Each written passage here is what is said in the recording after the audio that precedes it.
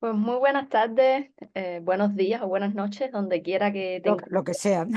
Buenas tardes, Sí, buenos días y buenas noches, ya está. es es que tenemos siempre personas conectadas de diferentes lugares Ya, del ya planeta. es, Pero pues lo bueno, para mejor. ti, buenas Para noches mí también. buenas noches ya, sí. Sí. Sí, muchas gracias, Esteban, por acompañarnos hoy. Aquí en Radiodeca estamos muy emocionados de que hayas aceptado la invitación. Nada, yo Y encantada, me apunto siempre a estas cosas, lo que pasa que no siempre hay tiempo. sí, ya sabemos que eres muy ocupada. Bueno, para comenzar, voy a Todos, leer todos, brevemente tu biografía, si me permites. por Eh, supuesto. Estel Lázaro es doctora en Ciencias Biológicas por la Universidad Autónoma de Madrid y lleva más de 2 décadas investigando en el Centro de Astrobiología, donde dirige el Grupo de Estudios de Evolución Experimental con Virus y Microorganismos. Además, ha dedicado parte de su carrera a la docencia, impartiendo clases en máster, grados y programas de formación. Su pasión por la divulgación científica la ha llevado a colaborar en conferencias, radio y televisión y escribir artículos de prensa. Entre sus publicaciones están los libros Virus Emergente, La amenaza oculta y La vida, un viaje hacia la complejidad del universo. Su más reciente libro, La vida y su búsqueda más allá de la Tierra, que fue coeditado por el Centro de Astrobiología y Catarata Libro, explora la posibilidad de la vida extraterrestre desde una perspectiva científica sin olvidar la imaginación. Pues creo que aquí en esta pequeña biografía está las claves de lo que estaremos conversando hoy. O sea, creo que podemos movernos como en tres partes. O sea, me gustaría preguntarte sobre la vida desde, por supuesto, esta perspectiva científica y también, bueno, porque has empleado grandes dosis de abstracción para además poder investigarla en zonas tan remotas como puede ser el espacio exterior. Y después, bueno, me gustaría hablar también sobre el papel de la imaginación en la divulgación científica, la importancia de la divulgación científica y bueno, después abriríamos como los micrófonos a los demás para que tengamos una pequeña discusión en unos pocos minutos. De Entonces, acuerdo, perfecto.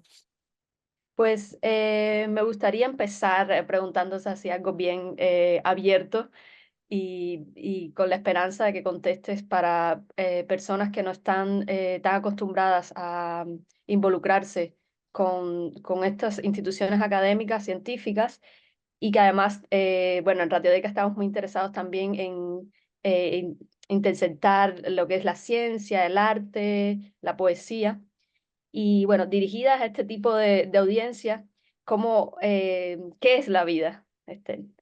Has empezado por lo más sencillito, vamos. O Sí. sea, aquí ya, en fin, es un tema en el que es difícil meterse de lleno sin emplear algún término un poquito técnico. Entonces, aunque todos habéis apagado los micrófonos, yo os pediría que si mientras estoy hablando, sobre todo en esta pregunta, a lo mejor en las otras no es necesario, pero en esta, si hay algo que no se entiende, pues me interrumpís, abrís el micrófono y me preguntáis. Si no te importa, Juliana, que lo hagamos así, No, al no, menos ahora, porque estoy muy de igual acuerdo. si los pierdo ahora ya no los recupero a los oyentes. Vamos a ver. Decir que es la vida es algo complicadísimo porque a veces encontramos sistemas que no están vivos, que vemos que en algunos aspectos se parecen a la vida. Y al contrario, encontramos sistemas vivos que nos resulta dificilísimo clasificarlos como seres vivos. O sea, y luego encontramos también seres o entidades, por así decirlo, que están en la frontera. Yo creo que el caso que todo el mundo le suena es el de los virus. Los virus te dicen ni vivos ni muertos, en el sentido, no son seres vivos ni tampoco son materia inerte. No son seres vivos porque les faltan algunas de las propiedades de la vida, que ahora entraré en ello. Pero tampoco que nadie me diga que un ser vivo es como una piedra, porque no, se diferencia muchísimo y todos sabemos la cantidad de cosas, unas buenas y otras malas, que pueden hacer los virus, ¿no? Entonces, si tuviéramos que definir la vida, pues tenemos que pensar obligatoriamente en la vida de la Tierra, porque hoy por hoy es la única que conocemos. No tenemos más evidencias de que haya vida en otros sitios. Tenemos esperanzas, tenemos argumentos a favor, pero evidencias no tenemos. Entonces, si pensamos en la vida de la Tierra, en lo que hace la vida de la Tierra, porque una de las características de la vida es esa facultad de hacer cosas que la materia que no está viva no es capaz de hacerlas. La vida siempre está en movimiento, incluso cuando hablamos de seres que no se mueven. Siempre la vida está realizando acciones. Y una acción principal que hace la vida es transformar la energía que hay en el ambiente. Eso yo creo que es fácil de entender si pensamos en las plantas. Las plantas transforman la energía del sol en una energía que ellas utilizan pues para crecer, para reproducirse, para realizar todas sus funciones. Y a partir de ahí hay otros seres como nosotros, pues que nos alimentamos o bien de las plantas o bien de animales que hayan comido plantas. Pero también hay bacterias, por ejemplo, que en lugar de utilizar la energía del sol, utilizan energía química, energía de reacciones químicas que ellas aprovechan para transformar esa energía en energía para también ellas, pues, hacer todo lo que tienen que hacer para poderse mantener. Entonces, esa es una característica fundamental de la vida. La vida tiene que transformar la energía. Ahora bien, ¿la energía tiene que ser la energía del sol? ¿Tiene que ser es la energía de estas reacciones químicas de las que he hablado? Pues a lo mejor en otros lugares utilizan otro tipo de energía. Eso no lo sabemos. Eso que yo he dicho ahora en dos palabras, lo de transformar la energía, parece muy sencillo, pero eso implica que en cada uno de nuestros cuerpos continuamente están ocurriendo muchísimas reacciones químicas, muchísimas moléculas que se están transformando unas en otras. Y eso tiene que tener un orden. Y nuestras células tienen que saber cómo seguir ese orden, qué es lo que tienen que hacer en cada momento. Y para eso necesitamos una información. Esa información la tenemos en el ADN, que yo creo que eso todo el mundo sí que lo sabéis lo que es. O sea, ahí tenemos una serie de letras en un orden concreto y ese orden es el que determina la información. Igual que las letras del alfabeto, pues se utilizan, se combinan para formar palabras o se combinan para formar frases o incluso para construir libros. Pues lo mismo pasa con el ADN. Tiene cuatro unidades químicas que llamamos por sus letras de inicio, A, T, C, G, y según se combinen esas letras, pues así son las instrucciones de esa forma de vida. Las letras que yo tengo en mi ADN son diferentes de las que tenéis vosotros y son diferentes, mucho más diferentes de las que puede tener una bacteria. Pero siempre van a ser las mismas cuatro letras combinadas de diferentes formas. Y luego, la vida además se tiene que separar de lo que no está vivo, porque si no, no podría funcionar. Si yo pongo todos los componentes de la vida, los pongo en un vaso de agua, vamos a imaginar, pongo todos los componentes que tiene que tener una bacteria, por pensar en una forma de vida muy simple, pues ahí no va a pasar nada. No va a pasar nada porque los componentes van a estar tan diluidos que no van a poder interaccionar unos con otros para poder funcionar. Tenemos que reunirlos en un pequeño espacio y para eso tenemos que limitarlos por una estructura. Esas son las células. Nosotros tenemos cuerpos que están formados por billones de células y luego hay bacterias que están formadas por una única célula. Entonces, la vida la podemos definir como un sistema que transforma la energía en base a una información que, muy importante, le permite evolucionar, porque la vida siempre está cambiando. ¿Y por qué es importantísimo que la vida cambie? Pues porque el ambiente siempre está cambiando.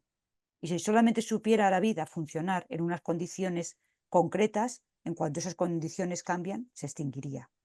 La Tierra, desde que se formó, ha estado cambiando continuamente y la vida se ha tenido que ir adaptando a esos cambios. Y eso es importantísimo.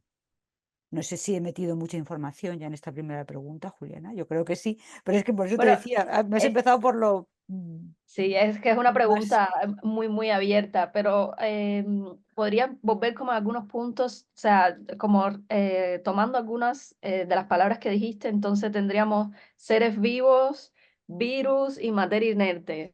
Como el virus sería como este gradualismo filogenético y tal vez lo que haría pensar que puede haber vida fuera de la, o podría existir vida fuera de la Tierra, si entonces hay una posibilidad de que la materia inerte se transforme en vida, porque así ocurrió en la Tierra. O sea, ¿cómo Sí, es que se efectivamente, imagina el sí. espacio exterior como se imagina, no sé, millones de años atrás la Tierra y las A ver, condiciones que había? si en la Tierra está claro que ahora mismo la vida siempre se produce a partir de la vida. Una bacteria se divide y da dos bacterias. Nosotros tenemos hijos, o sea, cada ser vivo tiene sus estrategias para reproducirse. Pero al menos en un momento de la historia de la vida, esta tuvo que surgir a partir de la materia inerte. Entonces, si uno empieza a pensar, materia inerte en un lado, materia viva en otro lado, entre medias, hasta que se llega a la materia viva, pasan millones de años. Y ahí tienen que estar pasando muchas cosas en las que no voy a entrar, pero tienen que surgir pues, moléculas que sean capaces de copiarse, tienen que surgir pequeñas como vacuolitas, como esferitas, que reúnan ahí dentro pues, todos los componentes que pueden funcionar juntos. Tienen que surgir reacciones que produzcan energía. Todo eso lleva mucho tiempo, pero sabemos que en la Tierra ha sucedido. La pregunta del millón es, ¿ha sucedido solo en la Tierra porque la Tierra ha tenido unas circunstancias muy especiales que han hecho que eso pueda suceder? ¿O eso puede suceder también en otros lugares? Yo ahora mismo creo que eso puede suceder en otros lugares, porque hay algo muy importante, y es que los ingredientes básicos para que eso comience a funcionar están en el espacio, como tú has dicho. O sea, en el espacio tenemos eh, mm, gigantescas nubes de polvo entre las estrellas, lo que se llama el polvo interestelar, y en esos diminutos granos de polvo se están sintetizando ingredientes que si los pones en las condiciones adecuadas pueden combinarse entre ellos para dar lugar a las moléculas que forman la vida en la Tierra. Es decir, que eso que está pasando en el espacio, mm, si ese polvo interestelar cae en un planeta con condiciones adecuadas para que eso prospere, pues puede dar lugar a la vida en otro sitio.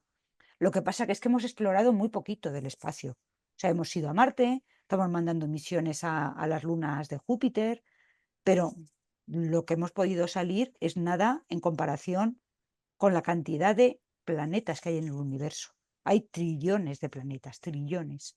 Entonces, para mí me parecería casi un acto de soberbia inmenso el pensar que solamente aquí, donde estamos nosotros, ha podido surgir la vida, cuando hay trillones de lugares en los que eso podría haber sucedido. Que no lo hayamos visto todavía en Marte o en la Luna, pues es que son dos ejemplos entre trillones, con lo cual, o sea, yo tengo total esperanza y vamos, estoy absolutamente convencida de que hay vida en otros muchos lugares. Y mi mayor sueño sería ver cómo es. No sé si lo voy a cumplir, pero sería mi mayor sueño a nivel científico. A nivel personal tengo otros. Sí, bueno, hay otra, o sea, también ahora mismo en la Tierra conocemos que hay, o sea, conocemos también la vida inteligente y también conocemos la inteligencia sin vida, ¿no? Para llamarle así a la inteligencia artificial. O sea, yo creo que, o sea, lo que están buscando en el espacio, o sea, ya la inteligencia sobrepasa todo eso. Estamos hablando de manifestaciones de vida más primigenias. O sea, Sí. justamente este paso así molecular de lo inerte a algo que tiene movimiento y transforma energía. Es que Este es el- es lo más fácil que podemos encontrar. Fíjate que en la Tierra los primeros signos que tenemos de bacterias son de hace 3.500 millones de años. Los primeros, seguramente los hubo antes, pero bueno, no han quedado restos que podamos analizar. Entonces, hace 3.500 millones de años surgieron las bacterias y durante muchísimos años, muchísimos millones de años, lo único que ha habido en la Tierra ha sido bacterias. Entonces tenemos que pensar que en otros planetas, aunque tengan la capacidad dentro yo qué sé, de 300 millones de años desarrollar vida más compleja, lo más fácil que podemos encontrar son seres microscópicos, porque son los más simples, por tanto, los que más fácil es que aparezcan y los que además mejor se adaptan a cualquier cosa mala que suceda en el ambiente. O sea, ahora mismo si en la Tierra sucede algo catastrófico, los humanos nos extinguiremos, pero las bacterias van a seguir ahí. A lo mejor no todas, pero muchísimas se van a adaptar. Pues entonces yo creo que dentro de la posibilidad de planetas que puede haber en el universo, la gran mayoría van a estar habitados por seres microscópicos. Pero tampoco descarto que haya civilizaciones inteligentes. Ahora, lo difícil es que nos podamos comunicar con ellas, porque van a estar muy lejos. Y la luz viaja muy rápido, pero tiene un límite. Y ahora mismo, pues, no se puede sobrepasar. No sé si en el futuro se conseguirá. Sí, tal vez la imaginación nos ayuda a superar estas distancias, porque bueno, ya sabemos que lo que primero apareció en la mente de un escritor, un artista, después los científicos lograron concretarlo, descubrirlo o hacerlo realidad. O sea, que bueno, La imaginación es importantísima, y sobre todo cuando estamos hablando de algo que no sabemos siquiera si existe. Entonces hay que imaginar muchísimo, claro. sí. Y bueno, mi otra pregunta sería también como un poco fuera del ámbito científico, es si entonces la preocupación, si esta investigación solo se basa en una preocupación por la, digamos, la especie humana, o sea, pensando tal vez en colonizar otros planetas del sistema solar o donde haya vida, o bueno, es simplemente, o sea, probar que haya vida y saber cómo funciona, cómo ha funcionado la evolución y tal vez tener como evidencias que permitan también contar la historia de la propia vida en la Tierra. Sí. Mira, yo ahí te diría que depende de la persona. Por ejemplo, en mi caso, yo no tengo ningún interés económico ni de ningún tipo en encontrar, yo que sé, algo que está muy de moda ahora, explorar recursos, por ejemplo, de asteroides. Yo ahí no tengo ningún interés. Tampoco tengo ningún interés en hacer de Marte un planeta habitable, entre otras cosas, porque me parece casi imposible. Es tremendamente difícil. O sea, mi interés, y el de muchos de mis compañeros, es un interés científico. Es ver, porque toda la vida que hay en la Tierra procede de un primer microorganismo que surgió hace a lo mejor 4.000 millones de años y que luego ha ido evolucionando y dando lugar a toda la vida que existe ahora. Pero, digamos, todos somos ejemplos de lo mismo, porque todos procedemos de ese primer microorganismo. Entonces compartimos muchas propiedades con todos los seres vivos. Entonces, para mí, el interés principal de encontrar vida fuera es decir, tengo vida con un origen, que es la vida de la Tierra, encuentro vida con un origen distinto, por ejemplo, vida en la luna de Júpiter, Europa, y ahora tengo la posibilidad de comparar esos dos ejemplos de vida. Y veo qué soluciones han adoptado en cada caso esas dos formas de vida para poder llevar a cabo lo que he dicho, pues para poder transformar la energía, cómo almacenan la información, que yo creo que nos vamos a llevar muchas sorpresas, que vamos a encontrar cosas distintas de la vida de la Tierra. Pero ese es mi interés. Ahora bien, al lado de los científicos que tenemos ese interés, hay otros grupos y grandes corporaciones que tienen otros intereses. O sea, el espacio ahora mismo es la frontera que nos queda por explorar y es una frontera muy golosa, porque en la Tierra hay muchos elementos que se están agotando, que son esenciales para, por ejemplo, para fabricar móviles, sin ir más lejos, y que sin embargo son muy abundantes pues, en la Luna o en otros lugares. Entonces, parte de la investigación espacial está impulsada por intereses económicos, de los que probablemente nos beneficiaremos todos, pero eso a mí no es lo que me guía. A mí lo que me guía es el interés puramente científico. Y de hecho, me parecería súper importante que ahora mismo hubiera una regulación sobre lo que se puede hacer y lo que no se puede hacer en el espacio. Yo estoy metida en un grupo que se llama Ética Espacial. No es que podamos hacer grandes cosas porque no tenemos financiación, pero hay juristas, hay gente de astrofísicos, yo que soy bióloga, y hacemos a veces reuniones para intentar delimitar qué límites tenemos que poner a esta colonización del espacio que ahora mismo parece el salvaje oeste. O sea, el que llegue primero pone ahí su banderita o lo que sea y esto es mío, ¿no? Y eso no puede ser así, ¿no? Sí, bueno, muchas gracias por traer a colación el tema de la ética en el espacio, porque justamente quería hacer una pregunta sobre eso, aunque bueno, esta pregunta anterior tenía esto implícito, pero o sea, saliendo como, y bueno, no saliendo del todo, pero saliendo de este pensamiento socioeconómico, y si nos fuéramos a planos más artísticos, donde, o sea, tengo colegas, conozco artistas que también hacen experimentación. Con la vida. O sea, ¿tiene algún papel o realmente sirve de algo a los científicos lo que puede aportar los artistas experimentando con la vida. No sé, algunos trabajan con hongos. Pero ah, ¿qué tipo de experimentos hacen? Porque Bueno, o sea, va desde cuestionar qué es vida o no, desde usar, no sé, animales taxidermizados dentro de un museo o una planta que está viva y que, bueno, todavía tenemos plantas dentro de edificios, o a usar hongos para crear formas estéticas y ver, bueno, sí, sí, eh, eso lo puedo entender. O sea, hay gente que hace, por ejemplo, con bacterias. Las bacterias pueden tener multitud de colores y en placas de Petri, donde normalmente se cultivan, pueden hacer obras de arte preciosas. Pero bueno, eso estéticamente puede ser muy bonito, puede ser rompedor. Lo que tú me dices de los hongos, los líquenes también.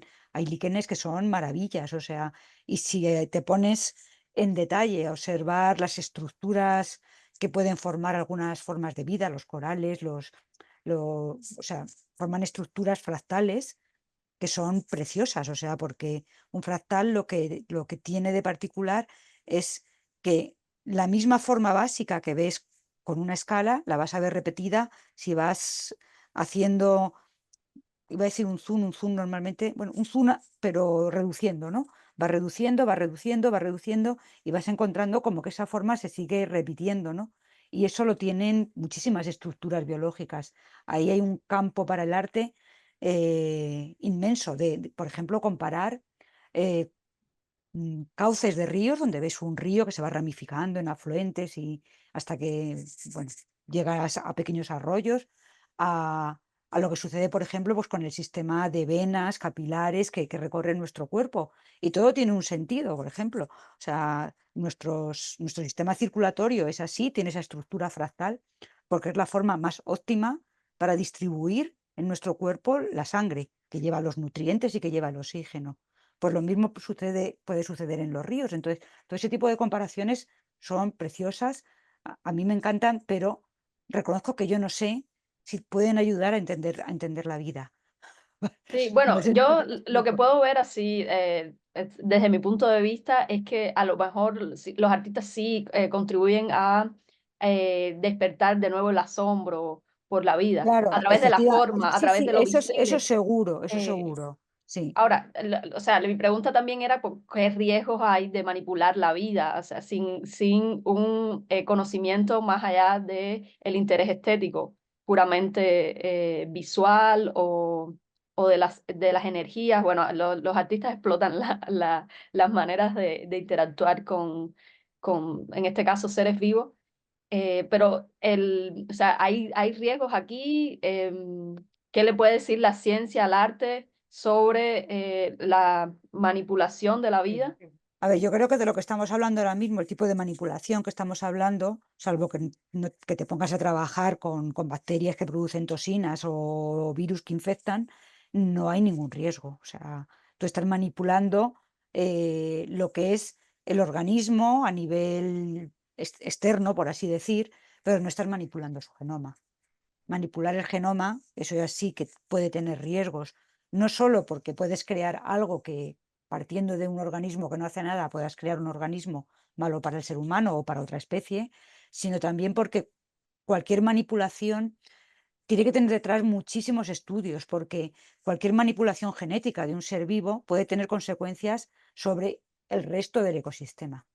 O sea, tú le das una propiedad, esto es una discusión que ha habido muchas veces con los transgénicos, ¿no? O sea, un transgénico que puede a lo mejor resistir muy bien la sequía porque le he metido cierto gen, pues eso a lo mejor a lo que conduce es que haya un sobrecrecimiento en un ecosistema de esa planta que resiste la sequía en detrimento de otras. Y eso, que a lo mejor decimos, bueno, si es una planta que nos interesa, nos puede venir bien, a lo mejor en el corto plazo está bien, pero luego en el largo plazo puede tener consecuencias que no somos capaces de prever. Pero eso ya no lo hacen los artistas, eso ya lo hacen los científicos en los laboratorios. Y ahí sí que hay comités ya que están funcionando para decidir qué se puede hacer y qué no. Pero, como digo, a veces las consecuencias pues no se ven hasta que no se pone en funcionamiento el sistema modificado, por así decir, ¿no? Entonces es un tema muy delicado el de la manipulación genética. Pero lo que tú me estás comentando de crear arte a partir de formas de vida, Yo creo que mientras no utilices organismos peligrosos, no hay ningún problema. Y no creo que los utilicen, porque habiendo cosas tan maravillosas que no son negativas para nosotros, ¿para qué me voy a poner a trabajar con, yo qué sé, con ébola cuando tengo miles de virus que infectan bacterias y que a mí no me van a hacer nada? O sea, que es que no tendría sentido, ¿no? Sí, y en el caso de, bueno, pasando ya como un terreno político o administrativo, como fue el virus, el COVID, o sea, también como estas decisiones, o sea, la vacuna interfería con el genoma o cómo fueron las decisiones en este caso. Bueno, las Eh, decisiones fueron más rápidas que en otros medicamentos o en otras vacunas, porque la gente se estaba muriendo por millones, ¿no? O sea, había que asumir ciertos riesgos que en una situación más estable no se hubieran asumido, probablemente. Pero hoy por hoy yo creo que no hay ninguna prueba de que haya habido más muertes entre las personas que se han vacunado y las que no se han vacunado. Esos análisis son muy difíciles de realizar, porque la estadística muchas veces confunde. O sea, eh, tú piensas, vale, se han vacunado 100.000 personas, vamos a poner un ejemplo, ¿no? Pues es que es normal, a esas 100.000 personas les van a pasar cosas, pero es que les pasarían igual si no se hubieran vacunado. O sea, otra cosa ya es, o sea, yo creo que la vacuna mm, no es una vacuna que se integre en el genoma. Eso se ha dicho a veces, no es cierto. No es una vacuna que se puede integrar en tu genoma, por lo tanto, no la vas a llevar permanentemente en tu cuerpo de ninguna manera. Y de hecho, yo creo que lo entendemos todos perfectamente porque todos hemos pasado ya el COVID varias veces. Si se integrara en nuestro genoma, pues estaría funcionando todo el tiempo y eso no sucede.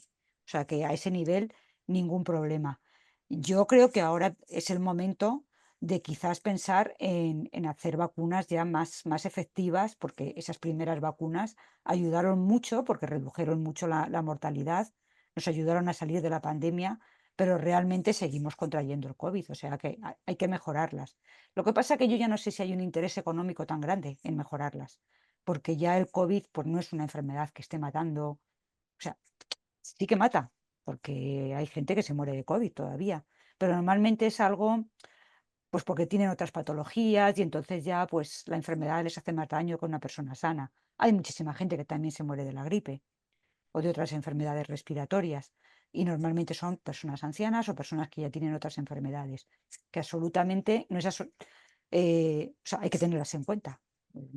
La ciencia tiene que lograr el bienestar del ser humano y prolongar la vida siempre que pueda y siempre que la persona afectada lo desee. Esa es mi opinión, ¿no? Pero en el momento que las farmacéuticas ya no tienen un interés porque ya ven que el negocio ya no es tanto, pues a veces abandonan, ¿no? O sea, de hecho, yo ahora mismo la reunión que acabo de dejar precisamente era para intentar hacer vacunas más efectivas frente al COVID. O sea que una estrategia totalmente distinta de la que se ha empleado, pero bueno, me parece prometedora. Veremos si nos la financian y podemos llevarla a cabo. sí, bueno, tú has escrito este libro, Virus Emergente, la amenaza oculta. Y bueno, Pero lo no sé escribí, si, lo escribí muchísimo antes del COVID, ¿eh? Muchísimo sí, antes. justo iba a decir que fue mucho antes del COVID, pero, o sea, quería preguntar si el virus como un punto crítico ahí ético, y bueno, como el virus al final se popularizó más allá de las clases estas formales de la enseñanza pública, que sabemos lo que es el virus, que no es vida, pero que tampoco es inerte, y que es una molécula de ADN, pero no del todo, pero que no es vida autónoma. Se popularizó con el COVID. ¿Qué más deberíamos saber sobre los virus que a lo mejor nos ayude a tomar decisiones en la vida cotidiana? Porque, o sea, todos Bueno, nos enfermamos de diferentes virus todo el de tiempo. muchos, de muchos. Es que el número de virus que hay es muchísimo más grande que el de bacterias, por supuesto, muchísimo más grande que el de personas. Y conocemos solamente los virus malos porque son los que, claro, si Sí, yo me enfermo, exactamente. eso se analiza. Si no me enfermo Ellos y tienen estoy muy en mala contacto, prensa. claro, tiene muy mala prensa, pero los virus probablemente surgieron en la Tierra primitiva, también hace 3.000 o 4.000 millones de años, probablemente al mismo tiempo que las células, lo que pasa es que cada uno llevó un camino. las células hacia la vida independiente y los virus pues hicieron parásitos. Parásitos surgen siempre, en la vida, en la sociedad, en todos los lados. Siempre hay gente que se aprovecha de lo que producen otros. Y los virus pues se aprovechan de todo lo que tienen las células. Les va muy bien, pero también ayudan mucho a las células, porque los virus son un motor evolutivo muy potente. O sea, simplemente el hecho de que haya virus ha hecho que tengamos un sistema inmune tan bueno como el que tenemos, porque la evolución ha tenido que ir seleccionando a lo largo de la historia de la vida de los vertebrados, en este caso, si hablamos del sistema inmune, pues la evolución ha tenido que ir seleccionando a los individuos que mejor se defendían, sobre todo del ataque de los virus, de unos agentes tan cambiantes como los virus. Entonces se ha creado un sistema inmune que es algo increíble. El sistema inmune que tenemos los seres humanos es increíble, porque con muy poquitos genes pueden crear una variedad de anticuerpos inmensa. O sea, con muy poquitos trozos de ese ADN que tenemos, podemos defendernos de multitud de amenazas. Voy a emplear la palabra de mi libro. Entonces, eso no ha surgido de la nada, eso ha surgido a base de tenernos que ir enfrentando con esos virus, con esas bacterias, y ahora pues nos viene fenomenal. Eso no quita que cuando hay un virus para el que no tenemos ninguna inmunidad, pues el virus se propague muy bien, como pasó con el COVID, y entonces pues se genere una pandemia. Eso va a seguir pasando, es inevitable. Sí, una amenaza oculta, porque ciertamente no podemos verlo. Y Sí, tomando o la lo de analogía oculto, también lo de de la oculto lo digo cibernética, por... donde justamente los virus, Sí, dime. tomando la analogía de la cibernética, donde justamente los virus también muestran las deficiencias de los sistemas operativos o los sistemas de seguridad de los diferentes software y dispositivos, pasa igualmente con el cuerpo humano y con la vida en general. Sí, un virus informático al final es un poco lo mismo, infecta un ordenador y se transmite a otros. Hay muchas analogías no solamente con los virus de ordenadores, la transmisión de fake news también se dice que es viral, decimos noticias virales. ¿Y por qué? Pues porque realmente Sí. a partir de alguien que es algo que se decía también mucho con el COVID, los super spreaders, los super contagiadores, pues hay personas, un influencer, por ejemplo, lanza un bulo y como tiene muchos seguidores, pues eso se va a hacer viral, rápidamente va a pasar de saltar de unas personas a otras y eso se va a hacer viral. También va a mutar porque los algoritmos van cambiando, los algoritmos de Twitter, de Instagram van cambiando y ese tipo de noticias también van cambiando. O sea que tenemos ahí muchas semejanzas entre lo que es la transmisión de los virus, no solo en los ordenadores, sino, por ejemplo, en la transmisión de información. Y ahora tenemos un gran problema con la transmisión de noticias inventadas, con la transmisión de fake news, ¿no? O sea que los virus son una analogía muy interesante y muy utilizada en muchísimos sistemas. Sí. Sí, justamente la desinformación y los desinformadores se pueden considerar un virus dentro del ámbito de la información entendida como comunicación más abierta en periodismo. Y sí que estudian cómo propagarse rápidamente a través de Claro, algoritmos claro, o de claro. efectos Sí, sí, sí, psicológicos, sí. emocionales. Ahí Sí, recurren a está, emociones que tenemos está todos para bien llamar nuestra estudiado eso. atención. Sí, sí, digo que recurren a nuestras emociones Sí, para llamar la bueno, atención. entonces... Sí, ahora quería, antes de pasar como a las dos otras preguntas, porque llevamos un rato hablando y creo que podemos derivar Sí. en bastantes otras cuestiones, quería preguntar si alguien tiene una pregunta en este momento, antes de empezar a hablar sobre la divulgación científica y el papel de la imaginación. No sé si Gabriel o Augusto, veo a Teófilo, Isabel. Está Bueno, clarísimo. No pasa entonces nada. seguimos. Bueno, un poco también ya hemos hablado sobre eso, o sea, qué papel tiene Perdón. la imaginación dentro de la investigación. Gabriel, ¿quieres decir algo? Sí, quería decirle a la doctora, primero felicitarla, me parece que habla con una propiedad y una sencillez espléndida y la Muchas gracias. felicito. Mire, yo tengo contacto, pues he sido director de planetario muchos años en Medellín, Ujú. Colombia, y tengo contacto por lo menos con dos amigos, dos personas que han trabajado los meteoritos. Los meteoritos, pues como usted conoce mejor, hay de varias clases y materiales. También estuve allá en el desierto de Atacama, en el Gran Museo Ujú. de los Meteoritos. Parece que algunos presentan huellas de lo que podría ser algo de vida, ¿no? ¿Qué sabe usted de esto, doctora? ¿Qué nos puede informar acerca de presencia de huellas de vida en los meteoritos? Muchas Sí, gracias. en los meteoritos lo que se ha encontrado es mucha materia orgánica. Se han encontrado aminoácidos, que son las moléculas que forman las proteínas, y se han encontrado muchos de los ingredientes básicos que pueden dar lugar a la vida. Antes se pensaba que cuando un meteorito caía, impactaba en la Tierra, pues el calor que se genera al entrar en la atmósfera y luego el calor del impacto, pues que iba a destruir todo. Pero en el interior de la roca se puede preservar, eh, pues eso, mucha materia orgánica. En el Centro de Astrobiología, donde yo trabajo, tenemos un gigantesco laboratorio de impactos donde se disparan proyectiles. Cada uno hay que pedir 1000 permisos para poder hacer estos experimentos, pero lo que se ve es lo que se intenta ver es cómo, qué tipo de cráteres de impacto se generan y qué es lo que se puede preservar dentro de esas rocas que impactan a gran velocidad.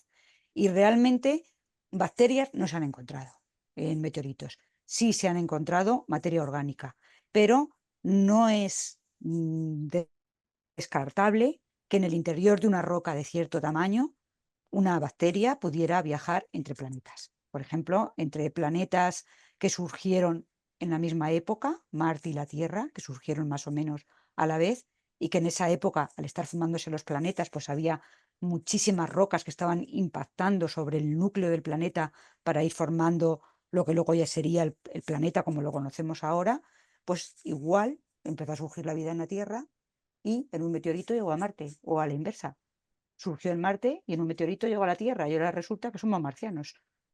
Pues mira, ya hemos encontrado vida en Marte. O sea, si Sí, sales de aquí. muchísimas gracias, doctora. A ti, Gabriel. Bueno, ok. Gracias, Gabriel, por la pregunta. Y bueno, mi otra preocupación, bueno, ya hemos hablado un poco del papel de la imaginación en la investigación científica, pero ¿cuál crees que sería la proporción saludable? Porque creo que siendo paradigmas muy diferentes de la imaginación y de la investigación científica, que por supuesto se enriquecen el uno al otro, ¿cuál sería la proporción saludable de la imaginación dentro de la investigación científica? Si podemos pensar como se pone en un momento de la secuencia de investigación y en otro no, o se usa para esto y para esto no. Eh, Sí. ¿Está A ver, metodizado de alguna manera cómo entra y sale la investigación, de la imaginación de la investigación? no hay método. O sea, en este caso sí que no hay método, método. Pero hay una cosa clara, y es que los científicos tenemos que ser creativos.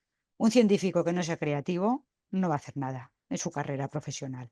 Porque tú tienes una hipótesis sobre el tema que sea en tu cabeza, te pones a diseñar experimentos y los experimentos te la confirmarán la hipótesis o no te la confirmarán.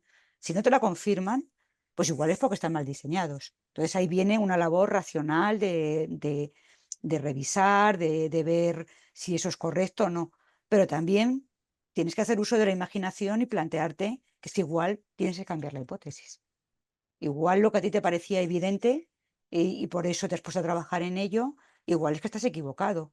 Entonces, tienes que ser creativo y tienes que ser humilde para reconocer que te equivocas y que igual tienes que cambiar.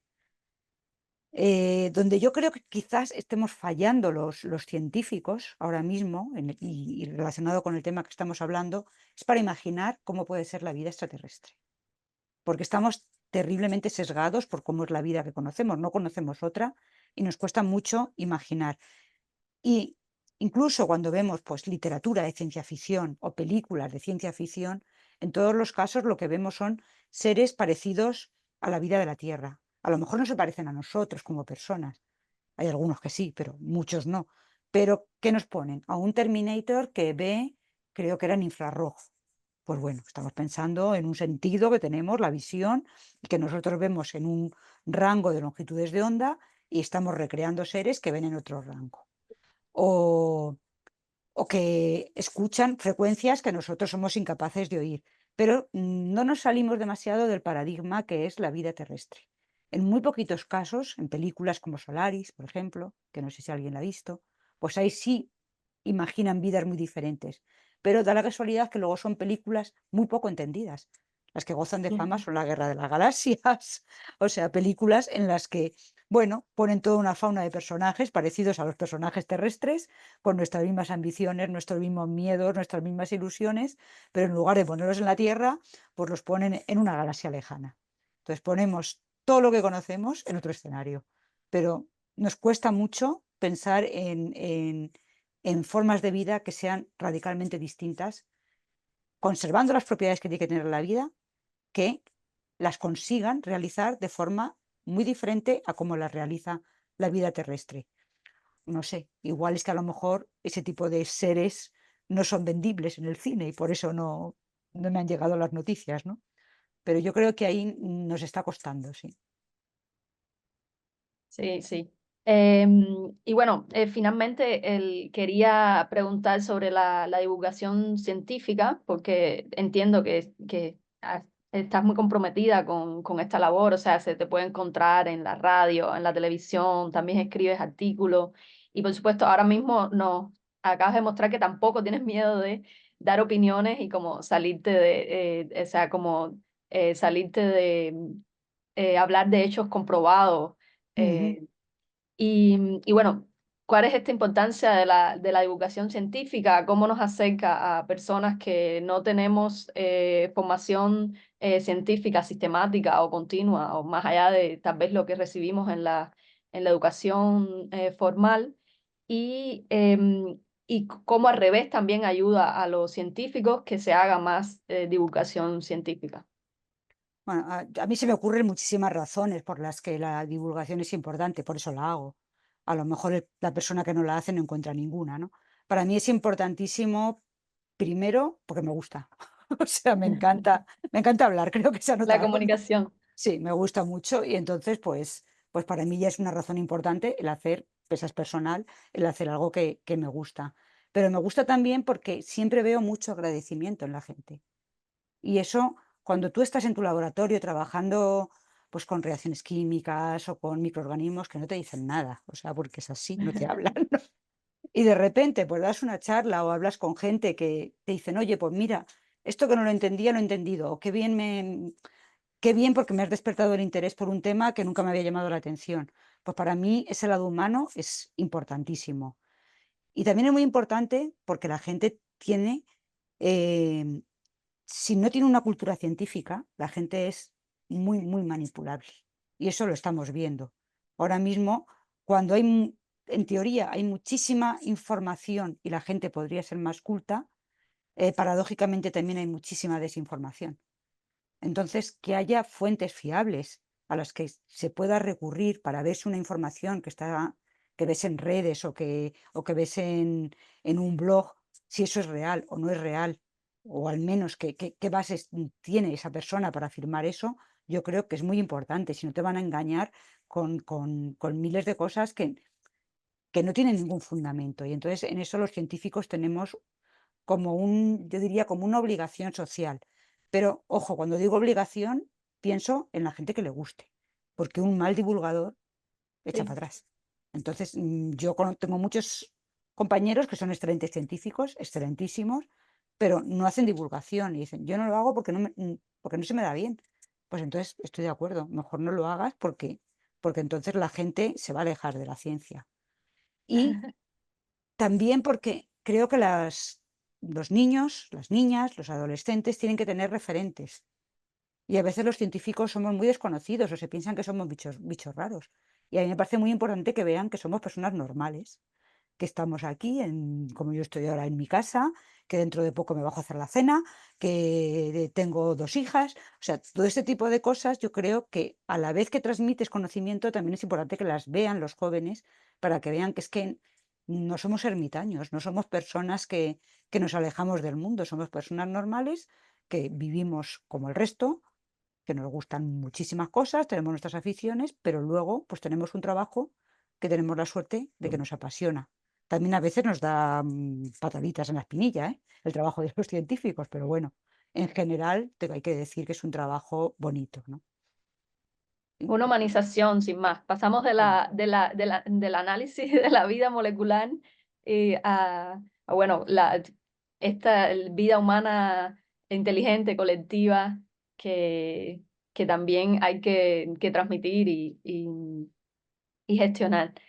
Ahora sí, creo que es la última pregunta, última oportunidad por si quieren hacer preguntas. Evelyn. Sí, bueno, primero agradecerte, Esther. Sí, Eh, ah, bueno, continúo. Sí, Sí, has ¿vas a empezado. hacer preguntas o puedo hacer la pregunta que yo también tengo dos preguntas para la doctora Esther. ¿Lo puedo hacer o ya, continúa, Sevilla? adelante, Teófilo, te escuchamos. Ah, bueno. Bueno, buenas tardes desde acá de Colombia. Me disculpan un poco el ruido, pero estoy almorzando en estos momentos en un restaurante Ya veo, acá estás en en la un ciudad bar, de Medellín. qué envidia ahí en Medellín, en un bar, vamos, yo también quiero. O sea, Te tengo que traer, Gabriel, y cuando vengan los amigos, es un restaurante que estoy seguro no lo conoces, Gabriel, en la Plaza Mayorista. Muy bien. Bu- Bueno, doctora, primero también pues felicitarla y agradecerle porque es ameno conversar con usted con toda la sencillez, con toda la calma eh, que caracteriza de verdad a un científico, que es la humildad. Bueno, tengo un comentario y dos preguntas.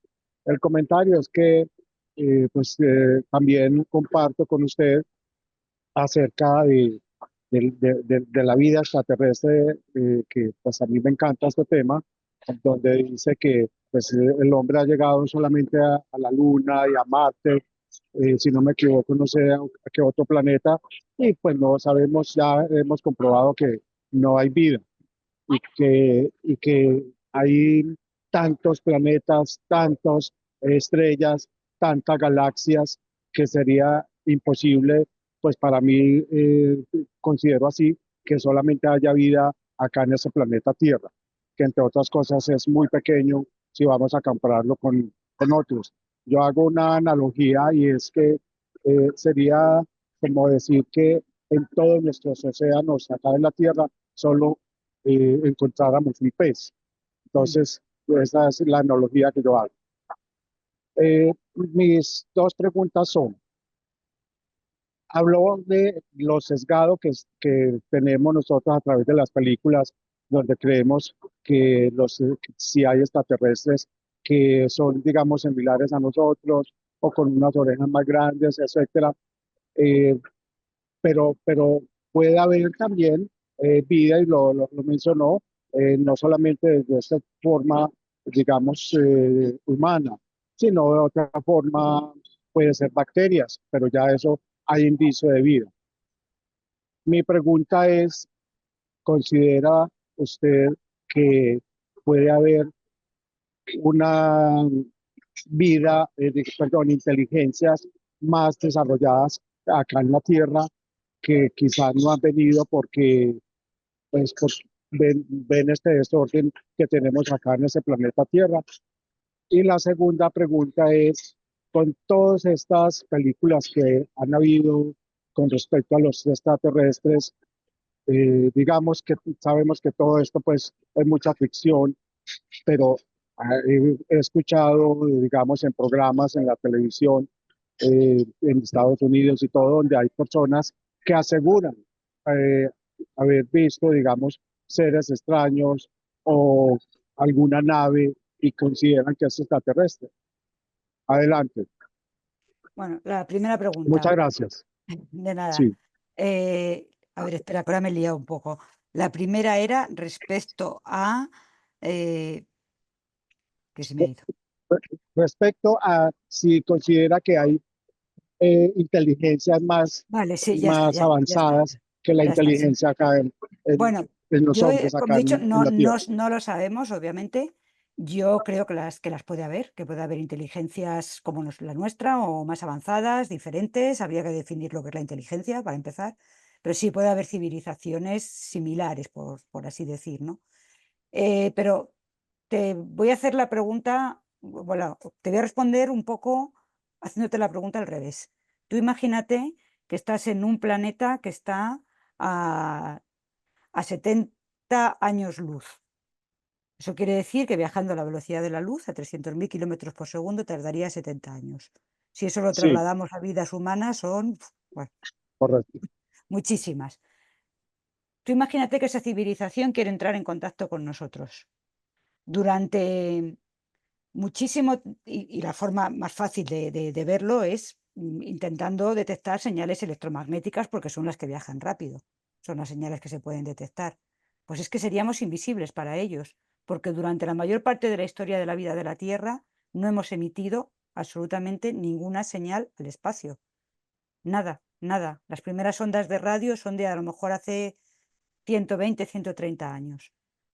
Van viajando, habrán llegado a 120 años luz, pero ya muy atenuadas y van a ser imposibles de detectar. Por lo mismo nos pasa a nosotros. Puede que haya civilizaciones extraterrestres, pero tenemos que coincidir en el tiempo con ellas y estar a la distancia exacta para poder intercambiar esas señales. Y eso es tremendamente difícil. O sea, piénsalo un poquito luego después, porque ya sé que la frase es un poco coincidir en el tiempo y estar a la distancia exacta para que ellos reconozcan señales de nuestra existencia o nosotros podamos reconocer señales de la suya. Es muy difícil que coincidamos. El espacio tiene muchísimos planetas, trillones, como he dicho, pero básicamente está vacío. O sea, es mucho más el espacio vacío que hay entre esos planetas que la cantidad de planetas que hay. Entonces, detectar una civilización extraterrestre es muy difícil. Sí es posible, como tú has dicho, detectar seres microscópicos y no es descartable que incluso en el sistema solar los haya, en el subsuelo de Marte, en los océanos de Europa, Europa es como nuestra luna. Europa es un satélite de Júpiter que tiene el tamaño de nuestra luna, pero tiene un océano que reúne el doble de agua que todos los océanos de la Tierra. Ese agua está bajo una corteza de hielo. Y ahora mismo hay una misión de la NASA y otra de la ESA hacia ese satélite. Y van a intentar ver si algo de ese agua se escapa del océano subterráneo y van a analizar y ver lo que hay. Pues eso no sería, ahí no sería descabellado que hubiera alguna forma de vida primitiva. O sea que, te digo, civilizaciones extraterrestres posibles, pero dificilísimo de encontrar. Vida microscópica, mucho más probable y mucho más fácil de encontrar. Y será lo que yo creo que encontraremos. Y la segunda pregunta ahora, me vuelves a repetir, se me ha ido. Sí, Que la era segunda pregunta es, con todo lo que se ha comentado de que ha llegado extraterrestres, naves extraterrestres, ¿qué opina de eso, teniendo en cuenta que hay mucho que es vale, ficción? sí. Pues yo creo que es que la gente, a ver, la gente es libre de creer en lo que quiera y hay gente que Sí, se, sí me escuchó, hay un poco de sí, ruido acá. no, sí, sí lo he escuchado, sí. O sea, cuando alguien me habla de que ha visto una nave extraterrestre, yo me creo que ha visto algo que para ellos es una nave extraterrestre, para ellos, pero a mí eso no me está demostrando nada. O sea, ahora mismo no hay ninguna demostración de que nos haya visitado ningún ser extraterrestre. Pero eso no quiere decir que la gente que dice que ha visto extraterrestres sean mentirosos. Probablemente ellos están convencidos, pero para mí una foto sacada con el móvil de algo, mira, hay una persona, un señor que me manda fotos de vez en cuando de que dice que ha visto extraterrestres. Yo veo esas fotos y yo no veo nada. O sea, no hay nada que me esté demostrando que eso es un signo de algo extraterrestre. Pero él está convencido y me da pena desilusionarle. O sea, entonces hay veces que no sé cómo responderle, ¿no? Porque yo creo que mucha gente está absolutamente convencida de que lo que han visto es signo de una civilización extraterrestre. Pero eso no quiere decir, o sea, que yo esté convencido de algo, mientras no aporte pruebas, no demuestra nada. Entonces, yo como soy científica, a las pruebas me remito. Cuando me las den, me lo creo, mientras tanto no. Y ojo, que como he dicho, no creo que nadie, bueno, habrá quien se lo invente porque en España mismo, en los años 60, hubo una historia de lo más truculenta con un fenómeno ovni que fue todo un montaje y bueno, eso degeneró totalmente. Entonces hay gente que sí lo hace con mala intención, pero en general yo creo que simplemente pues tú has visto algo y dices, oye, pues eso me parece que es un ovni y realmente te lo crees y ya está. Bueno, mi muchas pregunta. gracias. Excelente tus respuestas. Gracias. Gracias. Bueno, Esther, reiterarte las gracias porque parece fácil cuando hablas, parece que estás diciendo cosas muy, muy fáciles. Entonces, se agradece mucho que puedas volver este conocimiento tan complejo algo tan potable para quienes no somos científicos. Por lo menos despertar el interés por ello. Sí, sí, el interés y también, sí, como sentir que no está tan lejos de nuestras capacidades. No, no, no, que va, que va. Mi pregunta también está relacionada con la vida extraterrestre. Es un tema súper interesante. Tiene mucho tirón lo de la vida extraterrestre, Sí. sí. Y tiene que ver con si es posible, desde el punto de vista biológico, que exista alguna forma de vida que sea imperceptible por los sentidos humanos. Eh, Pues probablemente sí, porque como he dicho antes, vemos en unas longitudes de onda, escuchamos en unas frecuencias y puede que haya seres que no sean perceptibles por nuestros sentidos. Y es que de hecho los hay en la misma La Tierra, materia. si no, claro, si no hubiéramos diseñado instrumentos especiales para verlos. Las sí, bacterias han sido desconocidas hasta que se inventó el microscopio y sí, los sí. virus todavía mucho más tarde. Con lo cual, pues digamos que si ya en la Tierra tenemos esos ejemplos, pues imagínate lo que puede pasar por ahí fuera. Fíjate que voy a decir un número que no sé si es correcto, pero creo que el 95% de la materia que hay en el universo es materia oscura, que sabemos que está ahí, pero no sabemos mucho más. Entonces, Y- pues a ver qué hay ahí. vale. ¿Y hay algún puente o la posibilidad de algún puente hacia esa búsqueda, algún interés como de explorar hacia lo que no es perceptible con nuestros sentidos y los instrumentos que tenemos hasta ahora? Los instrumentos que se van enviando ahora están basados sobre todo en microscopios, espectroscopía de diversos tipos, que van a conseguir, pues de cualquier muestra, analizar la composición, la estructura, cómo están unidas las moléculas, espectroscopía Raman se llama, o ultravioleta, diferentes tipos. O sea que, digamos, las técnicas que estamos utilizando son las que sabemos utilizar para la vida terrestre. No hay ninguna otra que no sepamos, que desconozcamos, o sea, que podamos utilizar para un tipo de vida que no conocemos. Estamos utilizando lo que utilizaríamos para buscar vida, por ejemplo, en un lugar de la Tierra, pues inaccesible, yo que sé, en Atacama, que ha mencionado antes Gabriel. Por ejemplo, en el Centro de Astrobiología se está diseñando un instrumento que tiene como un chip donde hay muchísimos anticuerpos, 400 de ese orden, frente a diferentes moléculas o trozos de moléculas que forman la vida terrestre.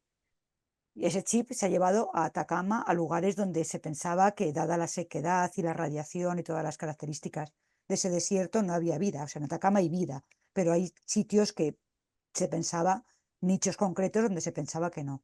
Y con este instrumento los hemos logrado diseñar, perdón, los hemos logrado detectar signos de vida, pero estamos buscando vida terrestre. Entonces es relativamente fácil. Ese instrumento que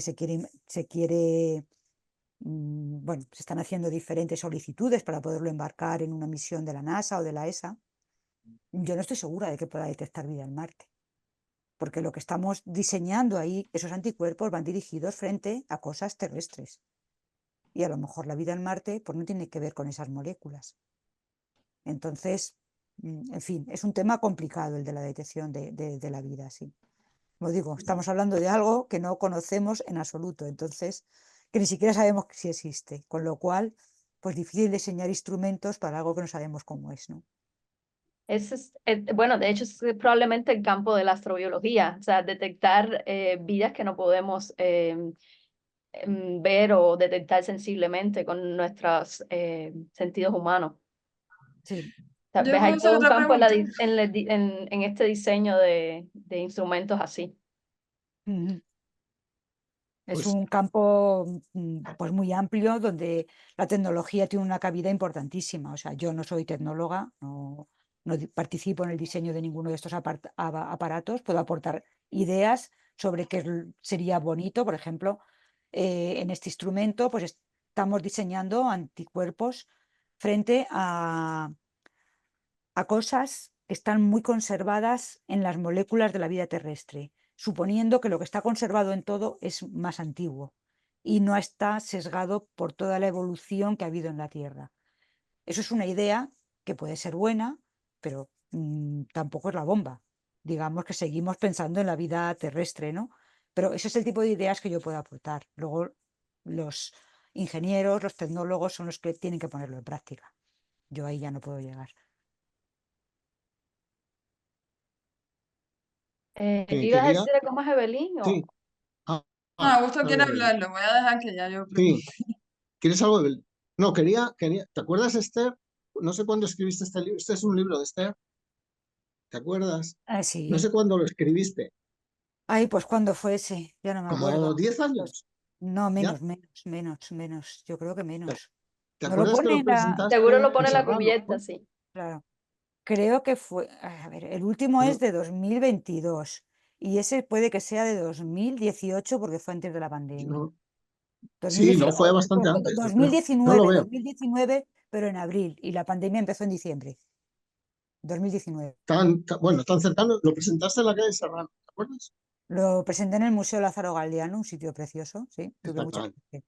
Y me acuerdo que allí llamó mucho la atención dos párrafos que voy a leer y si queréis ya acabamos, pero que son bellísimos y ligan perfectamente con lo que estamos haciendo nosotros Qué ahora. bonita fue la presentación, Augusto? Hombre, hombre, Yo antes estuvimos con el este chico noté como Molo, el un Instituto momento Psicomolo. mágico, como ahí entre Sí, la sí, sí. Y gente, eso fue precioso. esto Sí. discutimos y habló la gente sobre ello.